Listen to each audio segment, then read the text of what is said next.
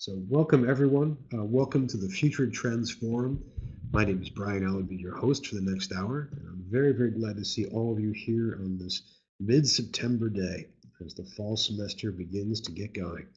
So today we're going to be discussing a particular future of education technology. But before we do that, let me give you some background about the Future Trends Forum, what we do and how we do it. So if we get the next slide, please. One thing you should know is that this forum is a live and video-based expression of the Future Trends in Technology and Education Report Project.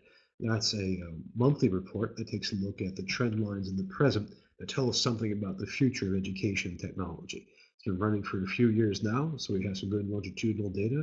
If you haven't seen it before, go to ftte.us and you'll get more information about it. Now, we couldn't do any of this work without the very generous help of two different sponsors. So first, I want to thank NYSERNet from New York State, an academic technology group that does terrific networking support. We thank them for their contributions. And speaking of contributions, we also need to thank Shindig. Shindig provides two wonderful supports for us. One is the technology that we're using right now, as you can see, but also the terrific people behind the scenes who make it work. So I want to thank Shindig very much. We couldn't do it without you. Now, speaking of Shindig, let me just introduce you to the forum, to the space where you are, to the technology. So if you're new, don't worry, I'll explain it all. And if you're not new, let me just refresh you. So the top half of the screen, where I am right now, and where the slide is called the stage. And this is where the presenters and presentation material live. All of you can hear, and hopefully all of you can see us. The very bottom half of the screen is where all the participants live. And as you can see right now, you should be surrounded by a bunch of different people. David Stone or Kristen or Eddie or Josh Kim or David Knapp. And you'll see these people moving back and forth.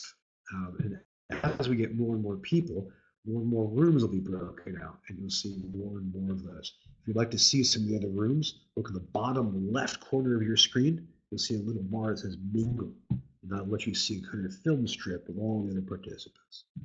Now, over on the right edge of the screen, you'll see a couple of different widgets, and those point to different things that may come up in today's session.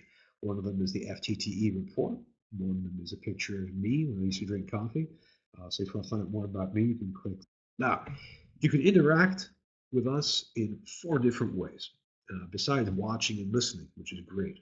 So one is, if you would like to come up on stage with us and ask a question or make a comment, click on the very, very bottom left of the screen, on the bottom right of the screen, excuse me. There's an orange dot with a raised hand.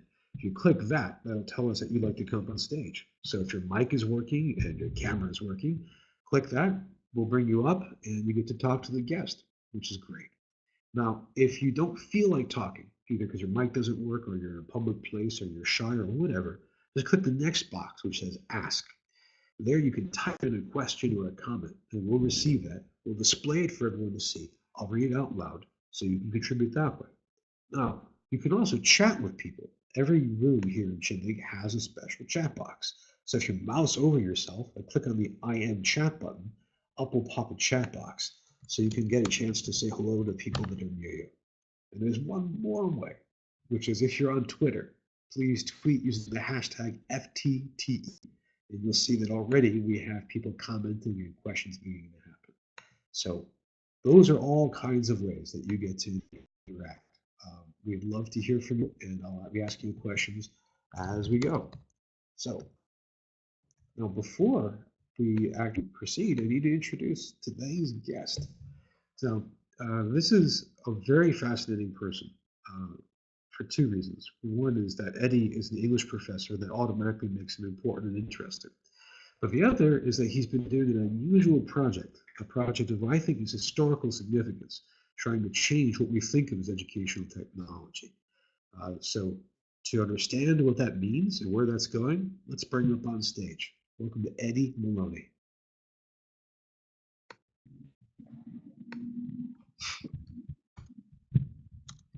Hi, Brian. Greetings. I think Can you hear me okay? I can hear you. Can you hear me?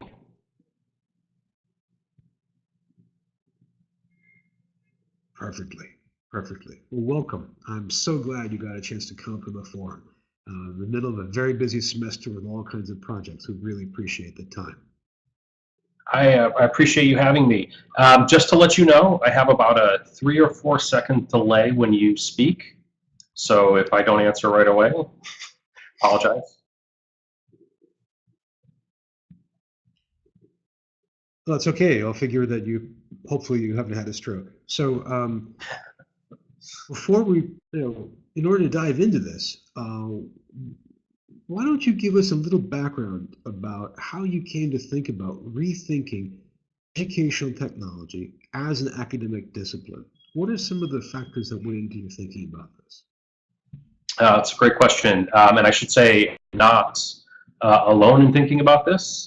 So I certainly wouldn't want to suggest that all of this comes from kind of my own work. It comes from work that I've been doing, work that Josh Kim has been doing at Dartmouth, Kristen Eshelman Davidson, who's on the line, Allison Dillon Salisbury at EdSurge, and quite a few other folks who've been thinking about what it means to take a look at the work that we're doing and kind of put it in a context that's slightly different than a professional practice or a professional occupation alone. What does it mean to start to think about the kind of components of all the work that we do around ed tech, around learning design, around higher ed leadership and change, even thinking about analytics and so on, as bringing together a set of practices that require kind of knowledge base, that require an ability to share information, that start to form a set of practices that we all can both share, but we can also resist, we can push on, we can test, we can tease out in different ways, we can challenge each other on, right? We can see as a kind of way of engaging around a set of problems that we believe are important, but that we believe do not have one single solution, and may in fact have multiple solutions that require research, that require kind of an approach that I think, and I think a few of us believe, mirrors or at least suggests the contours of a discipline, an academic discipline. Well, thank you. That's a great I detailed caught you. I background. caught you drinking. No, no, no. It was a deliberate thing. An advertisement. I love it. I had to do that for you. Product placement. Appreciate it. Well, and also just to note that several of the people that you just named are actually here on our session right now. So there is Kristen, and I think I saw Josh Kim. So feel free, guys, to be ready to chime in or jump on the stage as we go. Let me ask if I can press on that a little bit for the historical context. Why 2016? What has that accumulation of practice just built up? Has there been a kind of quantitative accumulation that leads to a qualitative change? Or has something occurred in the past year or two that really pushes you over the edge? That's a great question. I'm not sure. I'm not sure that there's a simple answer to that question. I think the trajectory of the past 4 years, I think we can all mark in some ways 2012 as an inflection point in higher education, and an inflection point in thinking about the role that technology plays in higher education, its pressure on the work that we all do as faculty members, as colleagues, to think about the role of institutions of higher education. We can kind of mark that moment, the MOOC moment that we always kind of look to as really challenging some assumptions that we have, challenging some assumptions about the work that we do, the stability of that work, its location, its place, how we practice that work, and so on. And I think I guess what I would say about 2016 is that over the past 4 years, as we've kind of watched that MOOC wave rise, crest, and either fall or plateau, however you want to think about it, we've started to build up capacities. We started to build up an ability to think about technology as a kind of core, a central problem, think about design as a core and central problem, think about learning as a core and central problem to institutions of higher education. And once we kind of start to build that momentum, I think we actually start to raise questions about what that role is, why we need to be challenging some assumptions we have about the role of technology, challenging some assumptions about what teaching and learning is, and how technology and design and analytics can play a part in helping us do that better. So in part, I guess the longer answer to the short question is that we have, I think, developed some momentum around the work that we do, and that momentum has, I think, potentially pushed on maybe some holes, maybe some gaps, maybe some spaces, but also recognize some strengths, right? Some continuity, some consistency that I think we can leverage and try to make sure that it's always part of the core of institutions of higher education. I'm not sure I would.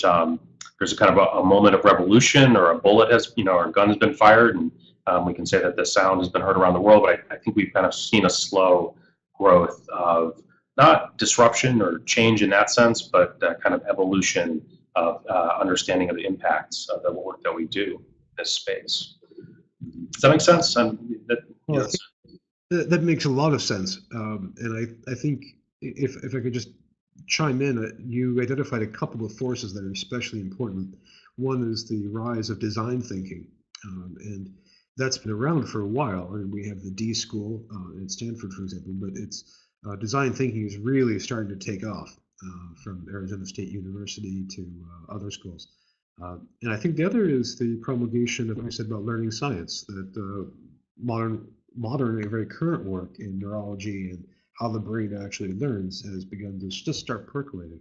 I think those are two really critical fields that play a role here. There's also, I think the opportunity, right? All of a sudden, since 2012, at least in many schools and in a lot of our contexts, senior leadership in higher education has been paying attention to learning as a problem, as something that they need to do better, right? And many of us have been talking about this for a long time. Let's say, right? We think the work that we do is core and central to the role of an institution of higher education.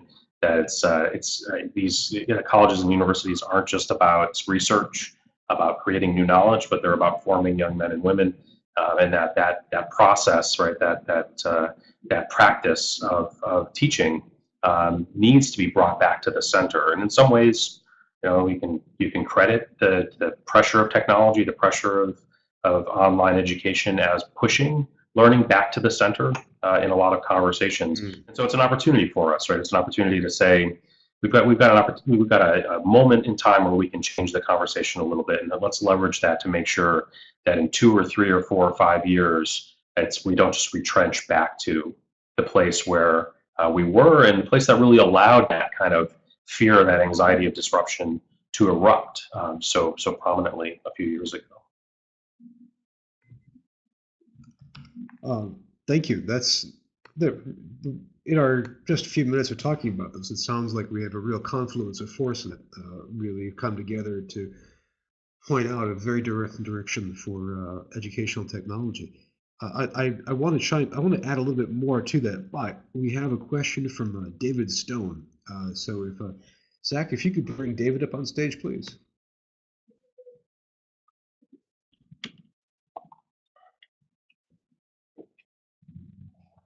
Hi. You're talking about some of the factors that were influencing kind of the rise of educational technology, I guess, in higher education. I was wondering if some of the developments in K through 12 primary and secondary education influences some of that activity as well. There's been a lot of, I mean, there's always been technology in K through 12 education, but it seems like there's a lot of interest politically.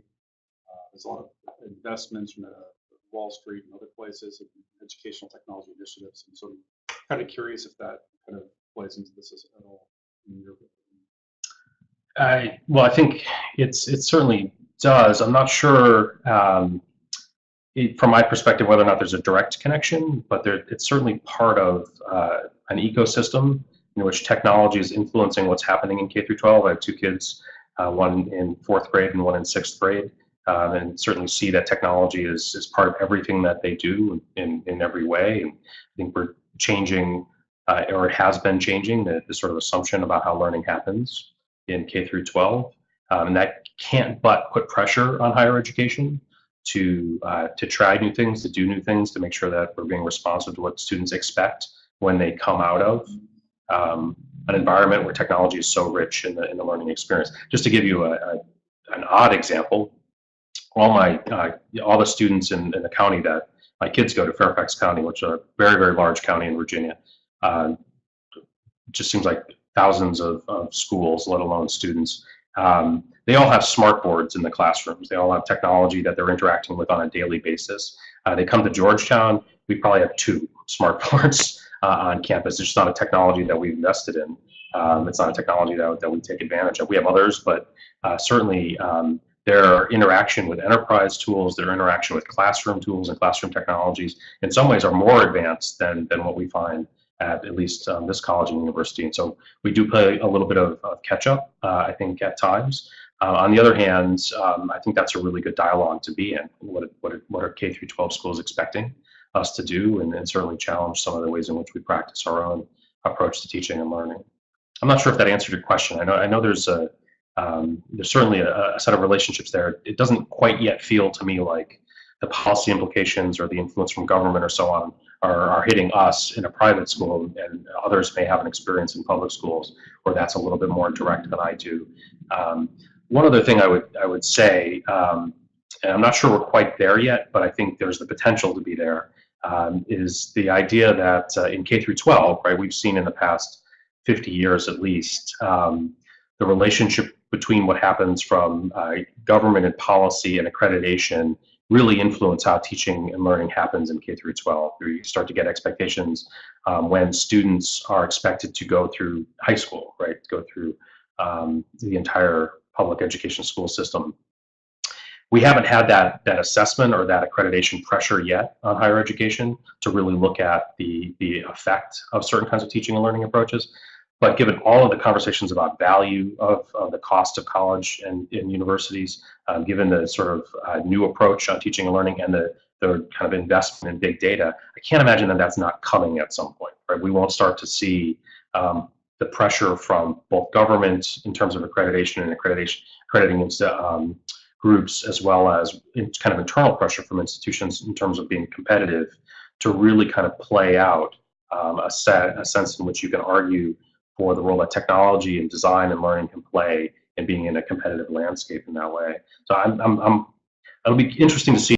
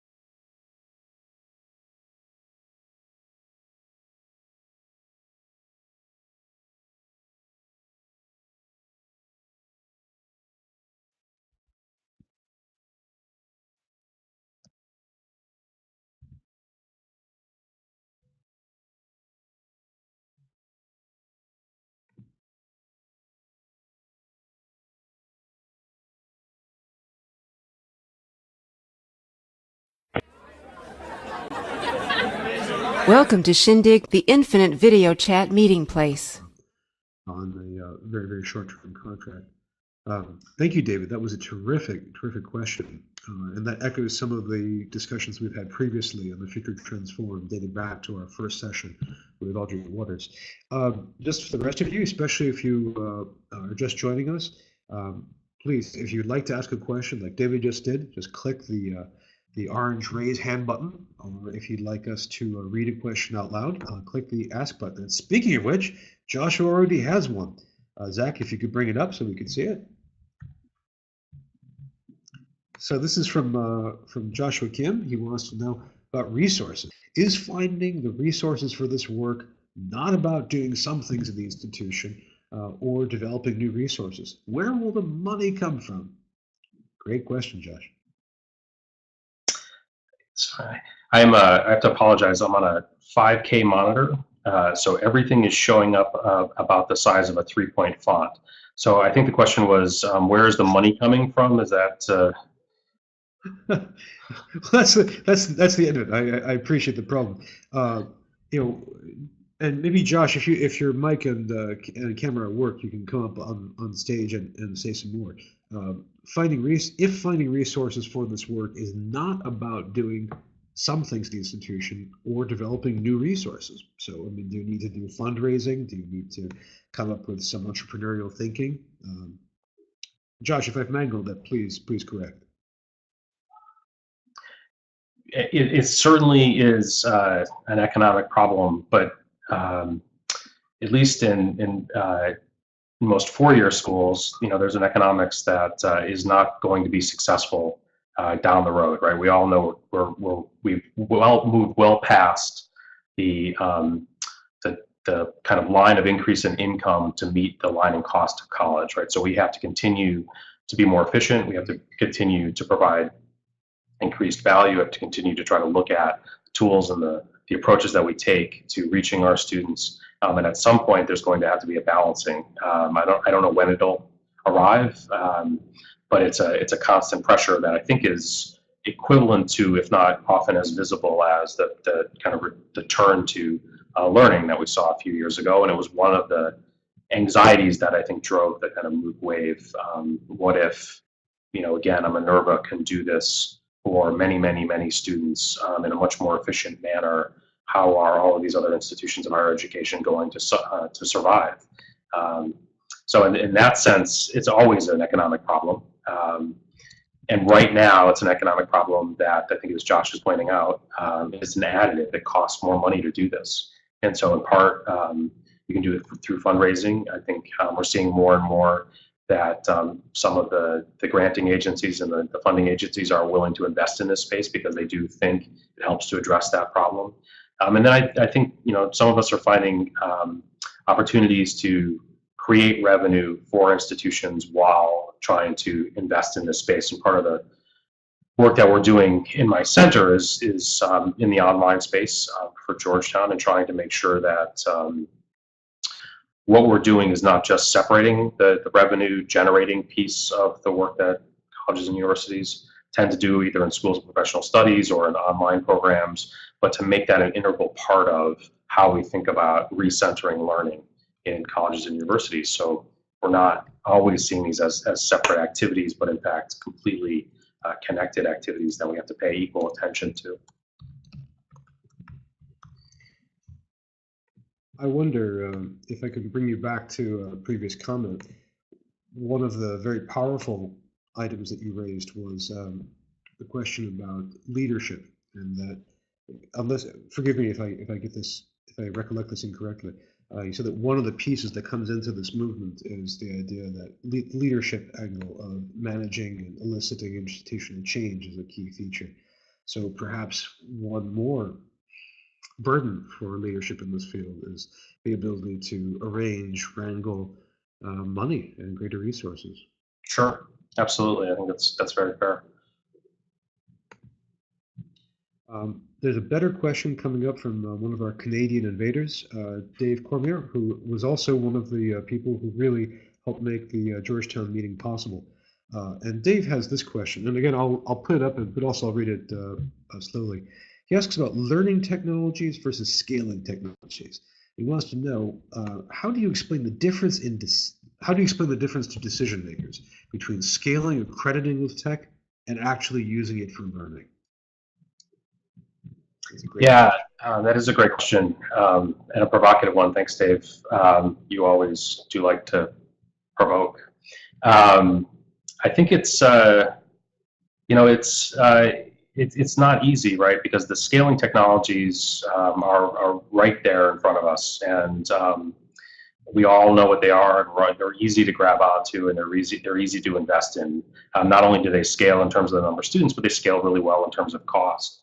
But to really kind of invest in technologies that encourage deep learning, that create the context for students to do learning at a level that pushes them beyond what we're capable of doing in the classroom today, I think is a lot of work. This gets back to Josh's question as well, right? It's a cost problem. So one of the things that I think we try to do is try to show where there are significant increases in impacts.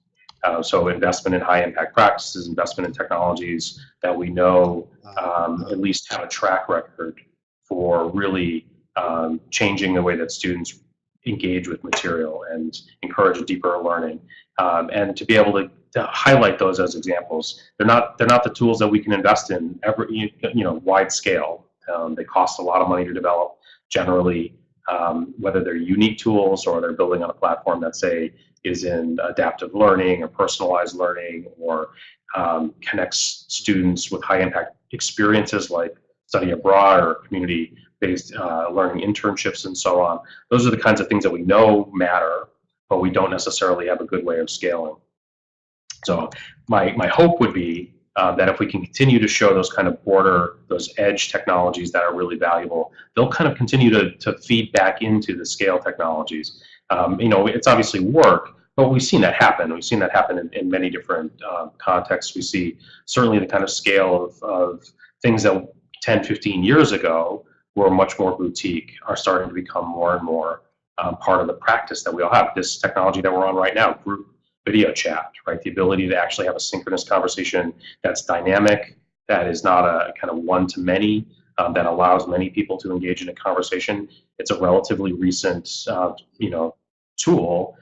We've had versions of it, but to really get it right and really to kind of connect it to teaching and learning, I think is something that we'll continue to work to. Once we kind of build that platform for those technologies, they become part of the practice, and I think we'll start to see the kind of scale that we hope for. But it's not as far as I can tell, I don't have a good example that I can say that I think is a kind of an immediate, flipping of the switch that says now you've got a high impact practice that's going to cost a lot of money and we can scale it, or vice versa, that we should just invest always in these very focused, small scale, high impact practices. It's a balance. And again, that takes us back to leadership. And the ability to transition some of these boutiques into, well, enterprise level, or at least very large level. We have another question here from Future Trends Forum stalwart, Kisa Johnson. Zach, Kisa on stage, please.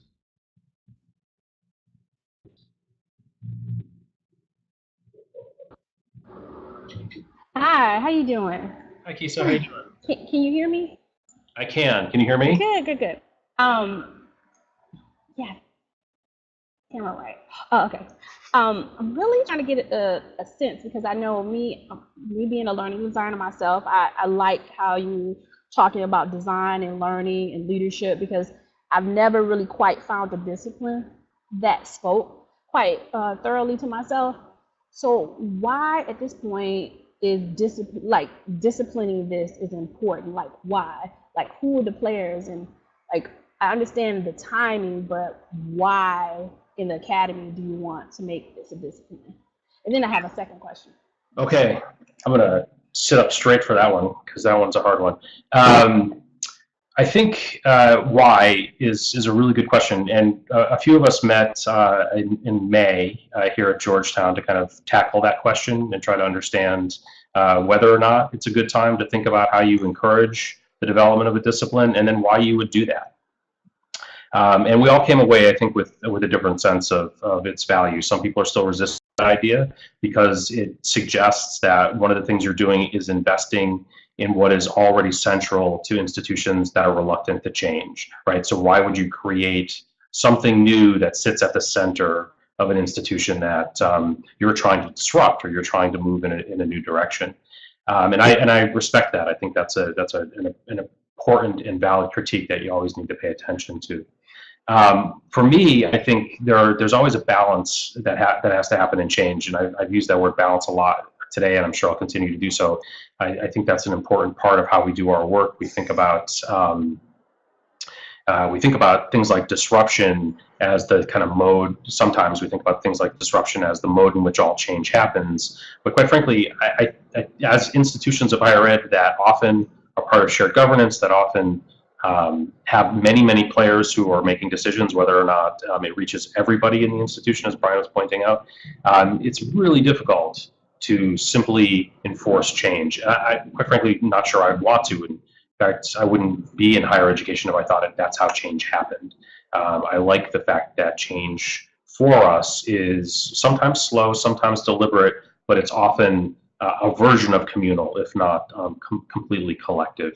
And I think that's important. And to do so, I think you have to have a place where your foot is both in the institution and your foot is outside the institution, right? So you have to be able to balance and straddle both of those things. And a discipline or an interdisciplinary field, however you want to think about it, is one way of at least acknowledging the work that we're doing as having a kind of foothold in the practices of an academic institution, right? It's something that's recognized, it's something that's understood, it's something that has a kind of currency and exchange value in that space that then I think allows you to kind of take your other foot, which is outside the institution, trying to push on change and bring those two things together and say, we're not trying to tear everything down and get rid of everything that we've been doing, but to try to find where the good things that we've been doing, the things that really do and are effective, and there are many of them, really need to be challenged and kind of moved in balance with these things that we think we can do better. I'd also okay, keep going. I'm sorry. So I'll try to just be brief. I know I talk a lot. I think the other thing I would say is that to me, the really interesting thing about an interdisciplinary field or a disciplinary field is that it really does allow for disagreement. It allows for challenge. It allows for people to recognize that they have common interests, common problems, maybe even at times common solutions, and then to fully disagree, to challenge each other in ways that are often difficult in a kind of professional association where often your modus operandi is best practices. Like, what can we do that we know works in a variety of contexts, and just try to implement those. But disciplines allow for research, they allow for disagreement, they allow for new knowledge to be created, they allow for common problems to surface, and so on. And all of that I find really fascinating for us to try to tackle when we've, for the most part, had a history of really trying to kind of narrow in on the best practices. Well, I like that. I really like it. Although I would fail to agree that it shouldn't be interdisciplinary. It should be transdisciplinary if we're talking about design and technology. So I didn't want to assume, because you said it's a few of us and we're talking about change. So who are the players in this? Is it just white men? Are there women? Are there other ethnicities, other people of color that are having these conversations, bringing them about? Because that's the whole thing about design thinking, and it's not about getting a bunch of people who've been talking about the same type of thing. Because I wouldn't even want this discipline to be convoluted in just one way of thinking. Because I feel like sometimes in the academy we grow things, but we grow things from the same ideology. And as we know, within ed technology, it's all about ideology on how we use the tools and how we see ourselves and everything. So my question is, like, what's the challenge of that, of meeting with different people of different ethnicities and colors and working with them to create a certain type of discipline that is transdisciplinary? Yeah, I think it's great. It's a great observation. It's actually a huge challenge, and it's a challenge that I think we all need to embrace. One of the things that the center that I run does, and I should say it's not an ed tech center, so I don't approach this just from the perspective of educational technology. We're a center for teaching excellence, a center for innovation, a center for assessment and analytics, as well as a center for research. And one of the things we do in terms of teaching is we try to pay a lot of attention to inclusive pedagogy across the board. So to think about the role that people of all races, sexual orientation, background, ethnic and class backgrounds and experiences bring to the conversations. Are we always good at it? No, we don't always do it perfectly, but it's part of how we want to make sure that change happens, that influence happens, and so on. So from my perspective, as inclusive as we can be, the more we can be inclusive, the better. Has this had the limitation of starting from a small group of people that is predominantly white men and women? Yeah, unfortunately it has, and I think that needs to grow and it needs to expand. And so it's a huge challenge that I think we need to take on. Thank you. I can also contribute to those type of conversations. Oh, that's great. Okay. All right, great. Take care. Maybe you can send me your information. I definitely will. I'll make sure me and Brian connect. Perfect. Thanks.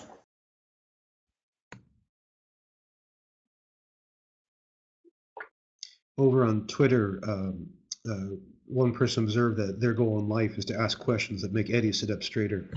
And I think that's a great goal for anyone to have. Kisa, thank you for really, really solid questions, and Eddie for really rich answers. But I have to pause this flow of questions. We've got a couple more coming up because this is the time in the Future Transform when we mingle. That is, Eddie and I climb off the stage and we join the rest of you for about 5 minutes discussing a question. And the question that I'd like to put to you, based on what Eddie has been describing so far, is how would you imagine this kind of transformation of educational technology becoming an academic discipline? How would you imagine that playing out at your institution? So if you're in a college or university, if you're in an academy or a library, an archive or a museum, how do you see this transformation playing out? Is it one that you see the academic leadership taking a role in? Is this one where the technologists would have to fight for it? Is it already going on? How would it play out? So let's just take 5 minutes and imagine that happening at your institution. Eddie and I will climb off the stage, and then after 5 minutes, we'll climb back up. So Zach, if you could get the ball rolling, that'd be great.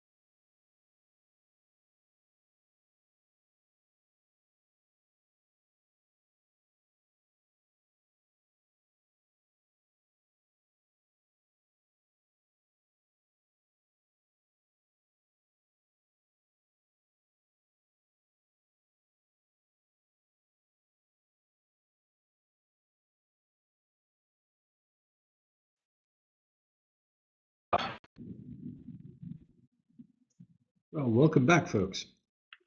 I always love this mingle session when we get to not be the sage on the stage, but not even be the guides on the sides, but to be participants in conversation. What did you find, Eddie? Who did you get to talk to? What did you get to learn? I clicked on a few folks. Some people were in privacy mode, so I learned that not everyone wanted to talk. I think that was kind of interesting. It felt a little like, being at a party where you kind of walk up to that group of people and they're already engaged in a conversation. But No. I'm just teasing. I'm teasing.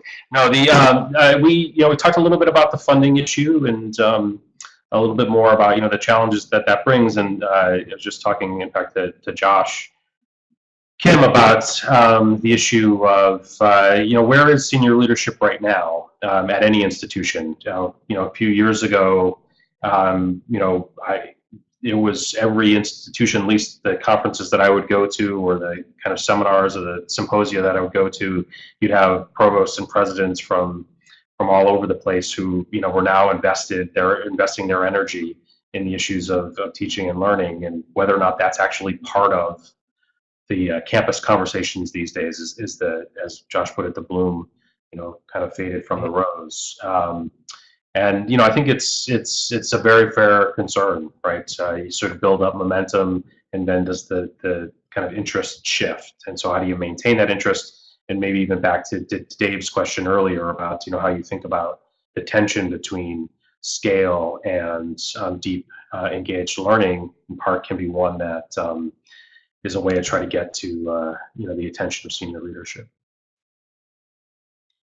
Those are serious issues, and I hope that the practice of making a discipline out of this would help, maybe not restore the bloom of the rose, but perhaps get some more flowers blooming.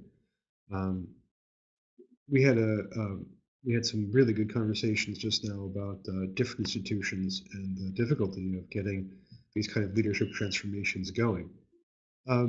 While we were talking, Eddie, there was a comment came in on Twitter, and I wanted to run this past you.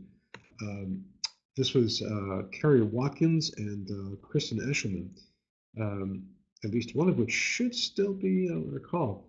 And Kristen began by saying, if we in higher ed locked arms with K-12 and engaged in problems from No Child Left Behind, we might not need to fight such battles in higher ed. Carrie Watkins then asked, and here's a question for you, what would locked arms between higher education and K-12 look like? Would there be better pathways? Would there be more collaboration? I mean, that's a generally great, rich question. But I'm wondering, Eddie, your perspective about transforming educational technology into this design-based, learning science-based discipline. How could that connect K-12 to higher education? Yeah, it's a huge challenge. I'll try to give you a kind of practical tension we have at Georgetown right now as a way of addressing this, or at least trying to come to some terms with that challenge. So we've just launched, or at least had approved, and will be launching in a year, a new master's degree in learning and design that tries to bring together a lot of this work to help train the next generation of folks to do this work and to think about this broadly and beyond our institution and collaboratively as part of this kind of disciplinary idea. In parallel, and ours is focused on higher education. It really has that as a kind of what we think is a unique value and a unique kind of purpose. In parallel, though, one of my colleagues here has been building a K through 12 program that has some similar components to it. And one of the things that we've been struggling with for the past 6 months as we've each worked on our proposals, but also as we've kind of moved it through the institutional machine of approval and review and board approval and so on, is whether or not they're the same thing, whether or not you can say that the work in K through 12 and the work in higher education have enough similarities that they're the same thing.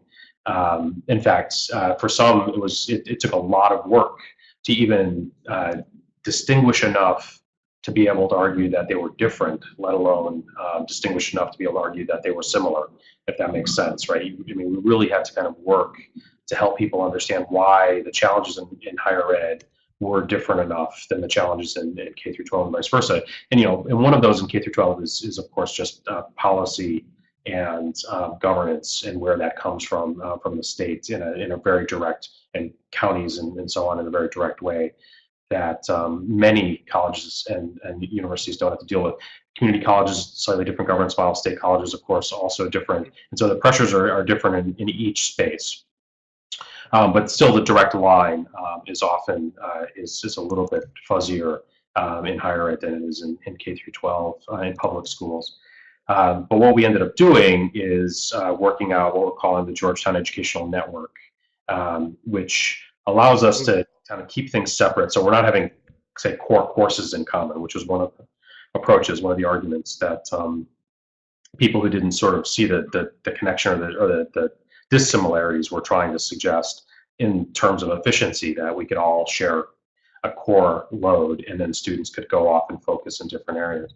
But we made the case and were successful in saying that these are really different at a core and even at kind of fundamentally programmatic level. On the other hand, we do share some common goals. We share some interests we will have both in learning science and design and technology and so on. So the idea of being able to come together and bring speakers in, for example, who will help push students who are in both programs further in their thinking, as well as us, that's important to us, to be able to talk about commonalities in the student experience, what a cohort might look like, and so on, how we kind of come together to share some of that. So our approach here wasn't quite to lock arms. I don't think we were brave enough to try to tackle that problem right now without established programs.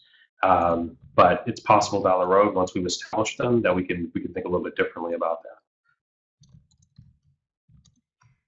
That's a great set of progress. Maybe if the Georgetown Educational Network, I'd like to hear more about that maybe another time. Let's talk about it. Almost out of time. That's a great step to take, especially in your area. You've got that rich combination. You've got Fairfax, you've got DC, totally different worlds in so many ways. Plus, outside of Fairfax in Virginia, the minute you leave Fairfax, you get again a different series of worlds with different towns right around there. Right. Not to mention. Well, I want to bring back our conversation to this idea, which I'm thinking of now as the Georgetown model. What does this look like, say, 5 years down the road? What happens if your ideas inspire people and we get more projects, we get more interest, we get more graduate programs? What happens to educational technology in 5 years? Let's say we meet for a recap, and a meeting like this, except we're all staring into goggles which are projecting three-dimensional virtual reality immersion in a beautiful way. What's happened to change the field? What's happened to education as a result? Yeah, well, we won't have that problem of kind of looking down at the monitor while the camera's coming up from the top, right? So that'll be a success, I think, if we can get there. I always am both conscious and I fail miserably at being able to adjust my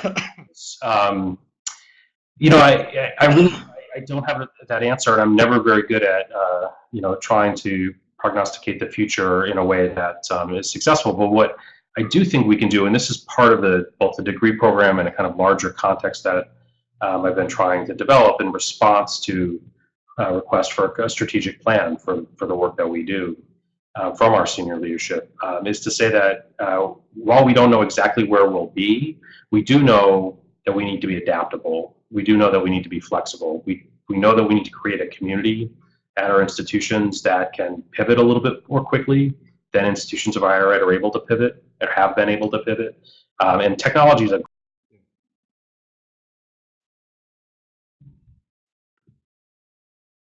for the past 20 plus years, we've all invested in enterprise tools, or many of us, many schools have, in enterprise tools that have become locked in, right? So you get a course management system, you get a student information system, you get maybe a couple of additional tools like a video chat tool or something like that, and it becomes very, very difficult to move faculty and students off those tools. Students obviously a lot easier, they rotate a little bit quickly and more adaptable. But the idea that ed tech is the new space that allows people to be agile has just not proven to be true.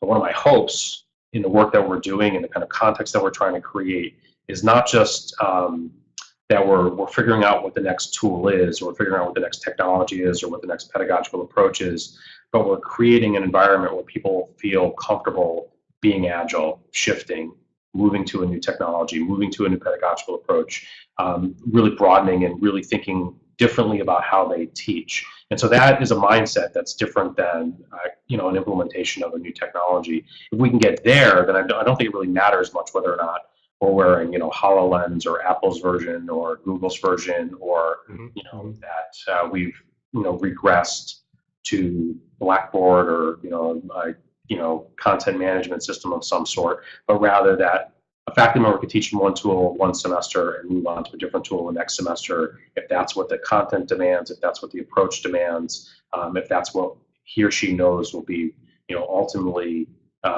more effective for students in a and I think to Keith's point, a very open and inclusive manner.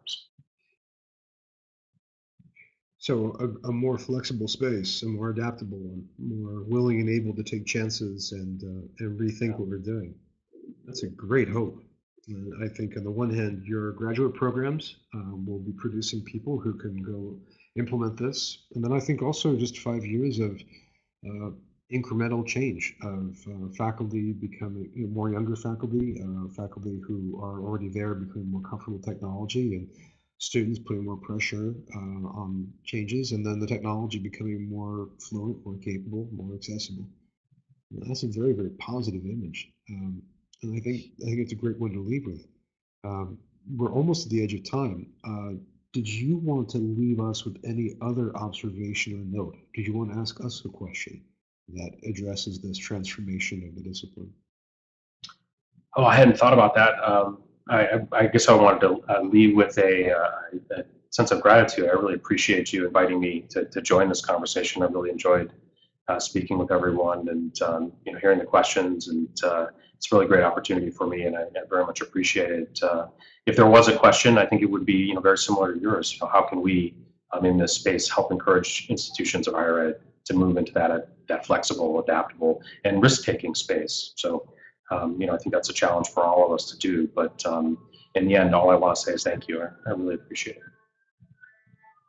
Well, it's our pleasure. I think, in all seriousness, I think we're already in trouble. I can hear a siren from someone. The DC things. I think this kind of yes.